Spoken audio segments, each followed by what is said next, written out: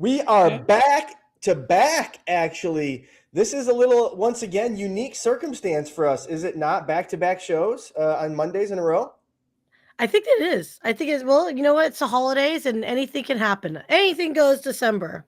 That's right. Anything goes December. We had Giving Tuesday, which was unique because we hosted a show on a Tuesday. Then we hosted Humble Design last week, and we're getting ready to uplift Project Fire Buddies this week. So, Sia, we could not uplift any of the organizations, let alone Project Fire Buddies, this week if it were not for our Speakeasy Custom Tattoo. And if you don't know, Speakeasy Custom Tattoo is our presenting sponsor, located in the Wicker Park neighborhood of Chicago, in the historic Flatiron Building.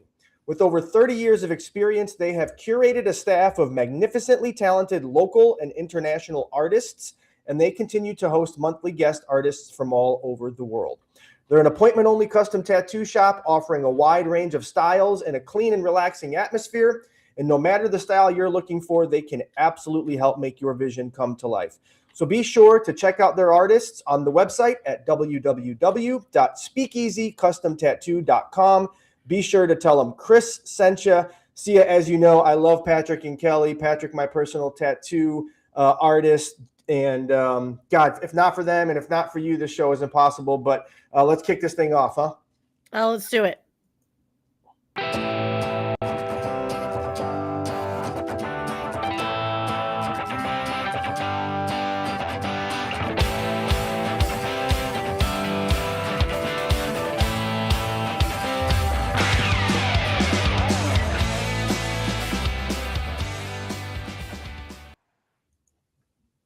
That song just brings me such joy. You know that. It's like a Christmas carol all year round for me, if I will. Oh my gosh. Well, it does inspire me to play the guitar. I'm not gonna lie to you. It's like I just pick it up, know. just strum those few chords. It's all I good. wish you'd play for me one of these times. I've tried to learn and I've been terrible, so I got away from it and I just stuck to listening to music as alone to creating it, of course. But how are you doing, by the way? Doing great. Doing wonderful. Been really, really busy. It's end of year and it's always so good to finish the year on a high note. I'm not gonna lie. I've been ill for the last couple of months, and I just feel so much better. You guys, there's so much joy when you feel better. Appreciate those moments. So yeah. Yeah. Health is wealth, as we say. And as you know, it is the illness season. My daughter's homesick today as well from school. And so I know the feeling. Hopefully I don't catch it because we have some good stuff coming up ahead. And I'd be remiss, Sia, if I can quickly. Obviously, this past week was pretty heavy in the world for many reasons. It started on Tuesday with an unfortunate circumstance at Kentucky State University in Frankfort, Kentucky, and moved on very quickly, it felt like, to Saturday, which was just a very heavy day at both the campus of Brown University and in Australia at a Hanukkah celebration. And I just want to send my love and prayers and thoughts to all those impacted throughout all of those events last week. Given my experience, you know how heavy it weighs on me at times. And I just want to just shed some light and shine some light, more importantly, on those communities and let them know we're here, whatever that looks like. I am so sorry. When I had heard about it over the news, I was like, "Oh, Chris is not going to be happy camper," which is, I think, the importance of why the appeal and all these other organizations, plus Walking Tall movement, right? Why it exists. So yeah, I'm going to say shout out to the Walking Tall movement for everyone that has gone through something traumatic in their lives. It doesn't have to be, unfortunately, the recent mass shootings, but it could be anything. Just know that there's a community of people that are there to support you and get you in the right direction that you need. You're not alone. I think that's a big takeaway. So just like the appeal here, we're appealing to say to everyone, if you are in need or of help, please reach out. Yeah, absolutely. And that's a great segue into why I love doing the appeal, because there are great organizations, not only like ours in the Walking Tall movement, but like we're about to highlight today in Project Fire Buddies, right? There are unfortunate circumstances in many walks of life in all areas of the country, and they need help, right? Various communities need uplifting, no different than the traumatic mass shooting survivor community, whatever that may be, right? But Project Fire Buddies is just such an awesome organization because they're ran by first responders. And given our circumstances, which we just talked about, we know our first responders are at the front lines of some of these traumatic, tragic experiences, seeing some of the most horrific things known to man while putting themselves in danger. And so to know that Project Fire Buddies exist, and as we saw and we met Kurt on the Giving Tuesday event, Project Fire Buddies brings joy and hope and relief to children battling critical illnesses and their family.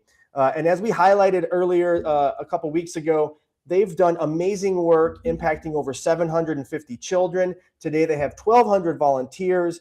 They've raised nearly $4 million, growing into 165 chapters. We're going to learn all about Project Fire Buddies with the founder, Kurt DeGroot. So Sia, well, I love you and I want to keep you on the show. We're going to kick you backstage and welcome Kurt to the show. Awesome. Thank you guys. And have a great show as always, Chris.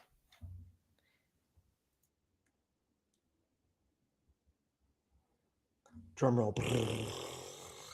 There he is, Mr. Kurt DeGroot, the founder and CEO of Project Fire Buddies, an amazing organization which we're going to learn all about.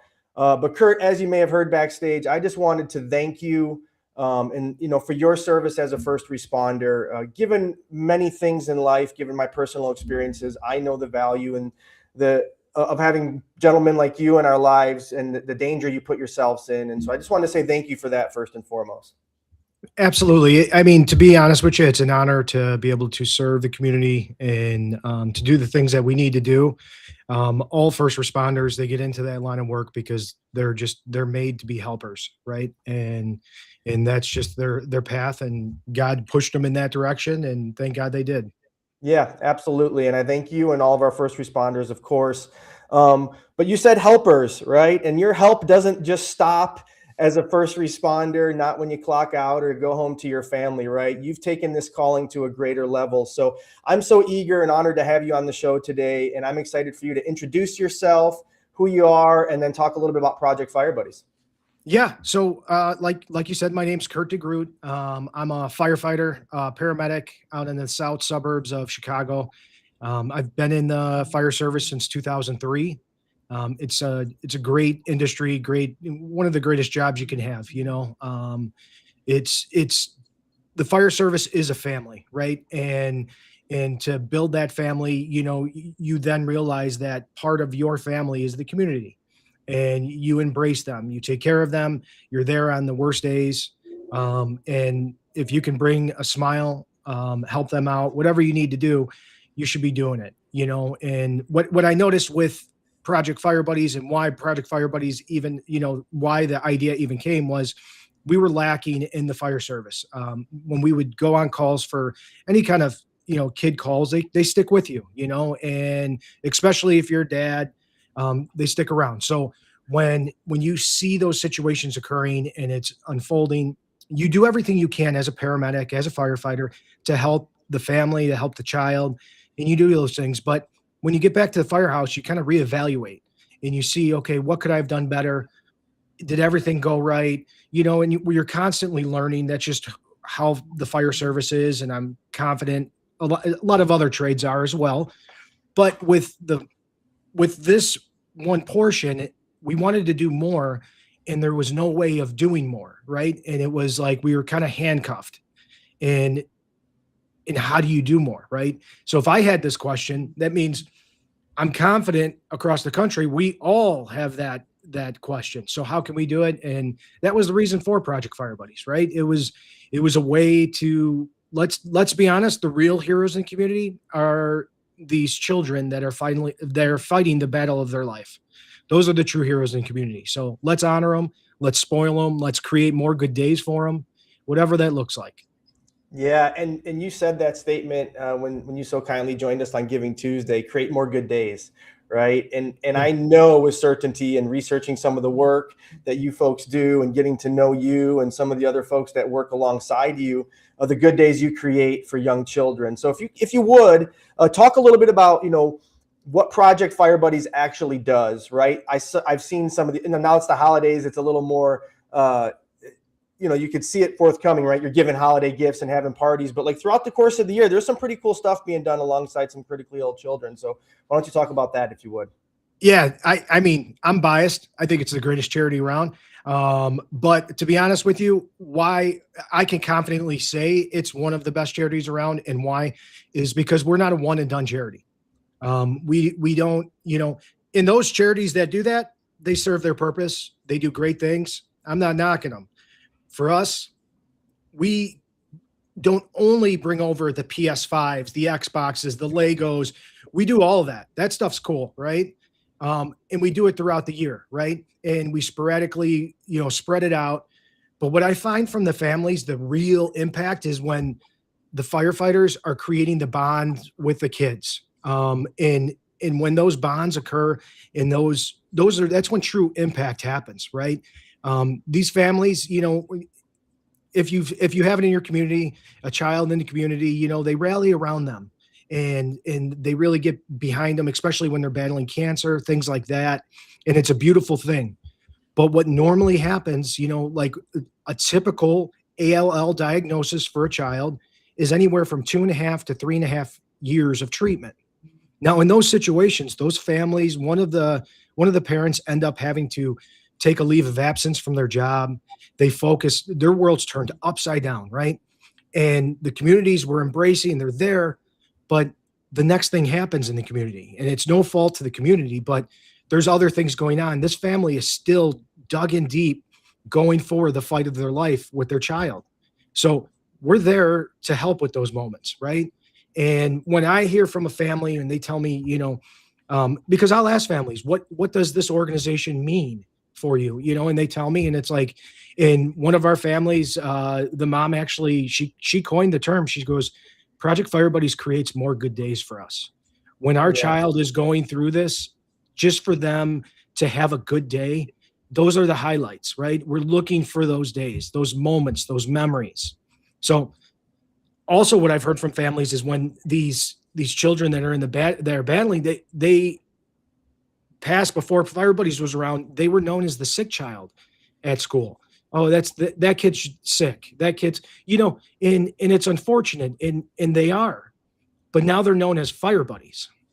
And now it's, oh, that's little Susie, that's little Johnny. Yeah, they're buddies with the firefighters, blah, blah, blah, and it kind of gives them this badge of courage, and it should, because they have this workforce that literally will go through a cinder block wall for you, and they're in your back pocket, and they're creating those moments. They're there for you in the tough times.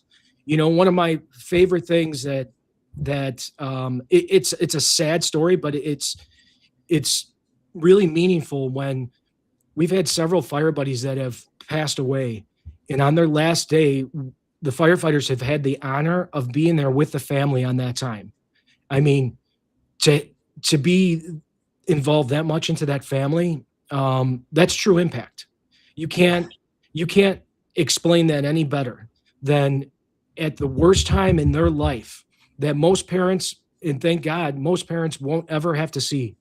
The door was open for them to be there because they brought some comfort to the room, Mm-hmm. Yeah, as a father, I mean, I got stories for days. I can go on for. I know. I 10 don't know if I hours. can handle them, frankly. Right, as you said, being a dad, right, and knowing that even though my daughter's sick today with a cold, right, she's not critically ill, and anytime she gets sick or my son gets sick, I'm like pampering him to the nth degree, right, and that's just a little sniffles. I could only imagine, and having an organization like Project Fire Buddies. To walk alongside a family as they're grieving or as they're celebrating or whatever it is that family needs to do in that moment in time. I can only imagine, it just is a testament to the old saying, right? It's better to give than receive, right? And you didn't just start, you don't just have one or two guys or gals doing this as firefighters, right? There's 165 chapters across the United States. That's no small feat, given you're also a first responder, as we talked about earlier. So can you really get into a little bit of the nitty gritty? How did this grow from the south suburbs of Chicago to a national organization? All organically, 100% organically. And this is probably one of the best things about it, is that we have never walked into a fire department and said, hey, you should start Project Fire Buddies. Every single chapter that we have is because that chapter wanted to start a chapter in their own fire department. So that means 165 different departments approached us And that shows that they have the passion. That shows that they want it. They want to own it, and they want to change the world on their own. Like, that is a beautiful testament to the fire service across the board. When you see the fire service step up to the plate, I mean, I can walk into a firehouse and I can tell everybody why it's a good idea, but I want them to have the passion behind it. And that's what we see. We're in 14 different states now. And just to kind of show the impact a little bit, I got a call from a chapter, and it was Christmas time. It was last Christmas, and it was a great conversation. You know, the chapter's like, "Hey, Kurt, you know, I got this child, you know, and this child's, unfortunately, he's terminal, right? And this little guy, he's 12 years old. He's right in he's in travel baseball. In this kid's mind, he's going to the MLB, right? He wants to go to the MLB, and he's going to stand up there and he's going to get his dream, right? And when I say this kid is battling, I mean, he's wheelchair bound. He is so sick, can't get out of bed. His request for Christmas was this $500 baseball bat that he never could get, right? And the chapter called me and they're like, "Kurt, you know, I want to get it, but I'm worried that we're going to get this bat and it's not going to be used." You know, he goes, I don't want to say that, but I just not sure what to do. And just for a minute, I thought about it and I'm like, what is that baseball bat? It's not just a $500 baseball bat. That baseball bat is creating hope. And can you put a price on hope? Because I can't. So I'm like, yeah, full send. We're getting it. Let's get it. Let's get it immediately. Let's get two. Let's send both. Yes, both right. And so now we got several other gifts, right? And this child, the only gift the kid really wanted was that baseball bat. So now that child, when they're feeling too sick and they're sitting in their room and they feel like they can't move, they're going to look at that baseball bat and that kid's going to say, "You know what? I'm going to use that bat. I'm going to make it to the MLB." You know, he's going to keep that hope and keep that drive. And what an honor for us to be able to provide hope for a kid like that. Like, that's the honor, right? Like, it's nothing about Kurt DeGroot. Nobody cares about Kurt DeGroot. Nobody cares about anybody who's doing it. They care about that child and the impact. And that impact reverberates throughout the organization. Kurt, how did you know I was a baseball guy? That story tugs at my heartstrings more than most, right? Like, you may not know, I played college baseball at Iowa. I was a Division I coach for 10 years. Like, baseball gave me everything, frankly. And I wouldn't be who I am, if that's anybody to brag about, without baseball, right? Like, the game of baseball has taught me so much in life, and I'm so honored to continue to coach youngsters myself. But, you know, I know what it's like when you want to get on the field and you can't, right? And I've been around kids in some of those similar circumstances, and you just get them the bat and the glove and the helmet and the cleats and anything else they want, right? Because hope is priceless, frankly. And that's why I'm just so honored to have you on and talk more about Project Fire Buddies. But the work doesn't come free, right? You know, we've talked a little bit backstage at times about the funding and the amount of work it takes as the CEO on your plate, right, to raise funds. And I know you guys have the Ignite the Light Gala coming up in next year, early on in February. So talk a little bit about the finances of your organization, how you're funded, and then, you know, of course, let's hype up the upcoming gala.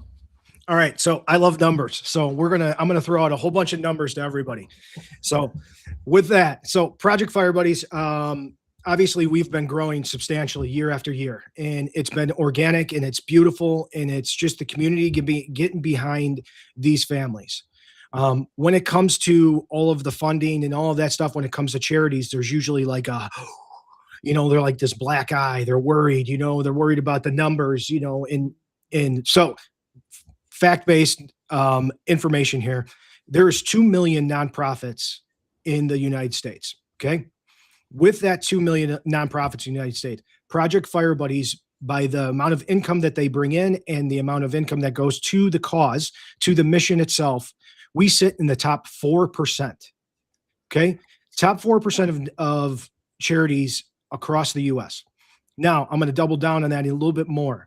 With that, in that top 4%, because of our numbers, meaning how much money, each dollar that's spent that goes actually towards the mission, we're gonna then flip it even more.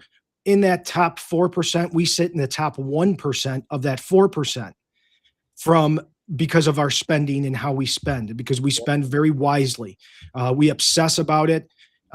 It's not just me throwing a cape on being a hero. This is every person that comes in that does the work for Project Fire Buddies. We have an incredible team, and the sacrifices that all of us make, it's unreal.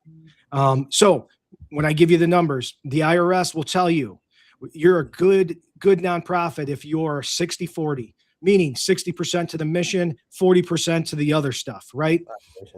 You get the big thumbs up for Mr. Uncle Sam if you could say 60 cents of every dollar goes to the mission. Project Fire Buddies, we think that's atrocious. We are going to hit it out of the park. Going back to your baseball analogy, I'm a baseball guy too. So, all right. With that being said, I'm proud to say that in 2024, our 990, we came in at 89% to the mission for our organization. So that means when you give a little over a dime, every dollar you give, a little over a dime goes towards our fundraising costs, our administration costs. The other 89 cents is going towards these families in this mission. And that's a beautiful thing. And that's something we are very, very proud of. Yeah, as you should be. I know with all the work that I do in fundraising and running, building my own foundation, right, as hard as that is, right, how lean you have to run and how much you have to rely on the volunteers and those in your circle to give back and donate and attend a Night Delight Gala, right? I mean, it's just so inspiring, right, to know, and deservedly so, right, to these kids, that amount of money that's going right back to them so they can't have $500 baseball bats, as crazy as it is to think a baseball bat costs $500, right? But it's just so inspiring, and certainly no small feat, right? And we wanted to talk about the Ignite the Light Gala, right? This is a big source of funding for you folks. Among private donations, et cetera. But talk a little bit about it, because you guys sell out in the blink of an eye, 1,500 attendees. Let's hype this thing up, because we want to raise as much money as possible. Yeah, so our Ignite the Light Gala is actually first time this year. Well, every year we've expanded a little bit more. We squeeze a little bit more, right? 1,500 of our closest family and friends, right? They come, they enjoy the night out, but we don't just make it a fundraiser, right? It is very necessary for us to raise funds during this gala, but it's not just a fundraiser. Something else that we do that's kind of against the norm is we give $36,000 in tickets away to our Fire Buddy families. Wow. We don't just pick one or two families that we will honor at the event. No, we throw out $36,000 worth of tickets to these families so the kids can come out, they can attend. If the parents want a night out, because they definitely deserve a night out, they're going to get this night out. So now at this gala, we fill this room, right? You may have been to many galas. You've never seen a Project Fire Buddies gala, because at the Project Fire Buddies gala, we bring a fire engine inside the building, right? and it's the backdrop to the bar, right? Like, that's what we do. We bring the Project Fire Buddies fire engine inside the building. We bring our pickup truck inside the building. I remember when we made that request, I told them, if you want to host us, we need to bring an engine inside. And that's what we did. So, and it's beautiful. So we fill the room up. We have silent auctions. We got raffles. We got all that. But then we have celebrity guests that come out and they hang out. It's dinner, drinks, dancing. You get to see the Fire Buddies out there dancing with their firefighters. Like, it's a beautiful thing, you know, and we actually opened up the room a little bit more, and we actually have a few more seats available. So you can find that right on our website. Yeah, get your tickets. If you haven't already scanned that QR code that Sia has been so kindly putting up, and that'll take you directly to the Project Fire Buddies website, projectfirebuddies.org. Once again, that's projectfirebuddies.org. You can see all the information about the Ignite the Light Gala coming up on February 7th, as well as make a donation or two if you'd like, and see about some of the upcoming events that Project Fire Buddies has in store for some of their little fire buddies. Kurt, we could go on and on and on and on. But again, for so many reasons, you as a person inspire me. The work of Project Fire Buddies inspires me. It's an honor to have you on the show today. I wanted to give you one last chance before we say goodbye. Is there anything you wanted to highlight before, or that I missed, or anything else you want to highlight about Project Fire Buddies? Yeah. So the one thing I did, I missed real quick is our swag. So if you can't donate if you can't attend the gala. Our swag is the most popular swag out there. It's pfbswag.com. It's the most comfortable t-shirts you'll ever wear. And I mean, we have over 85,000 shirts out there in the public. But the shirt does more than just buying a shirt, right? When a fire buddy is at a grocery store with their parents and they see somebody wearing that shirt, that shows that they're part of that family, right? Mm-hmm. And it creates this movement. And it's a movement of people that just want to do good for the real heroes in the community, which are these kids.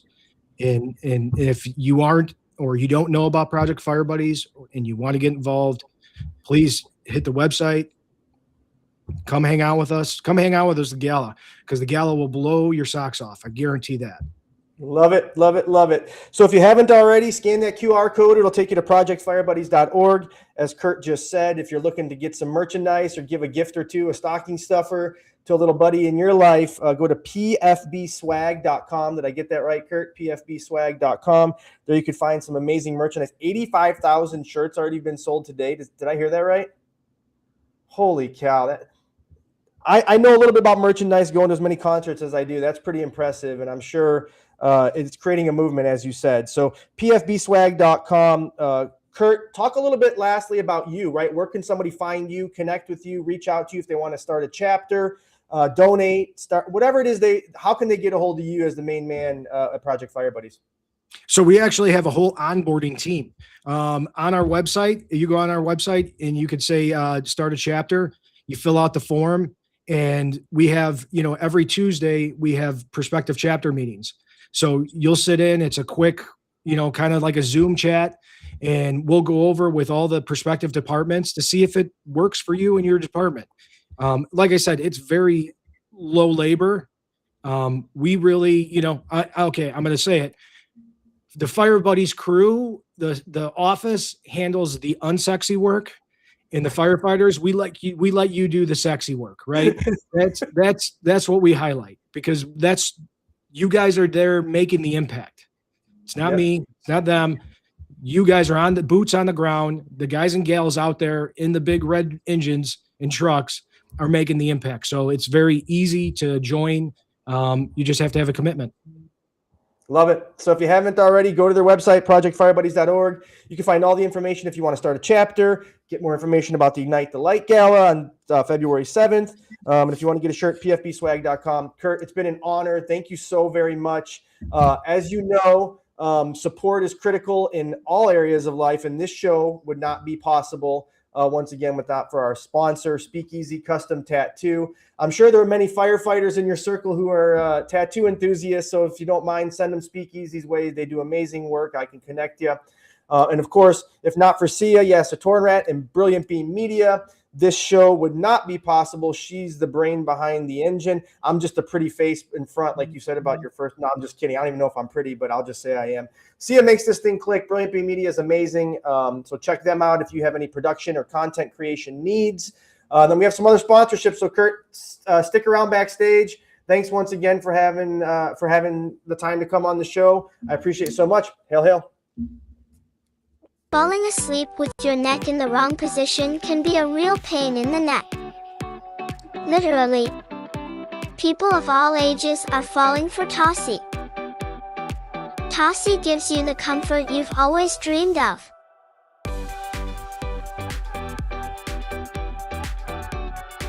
Go to TossieBrands.com and get your comfort on.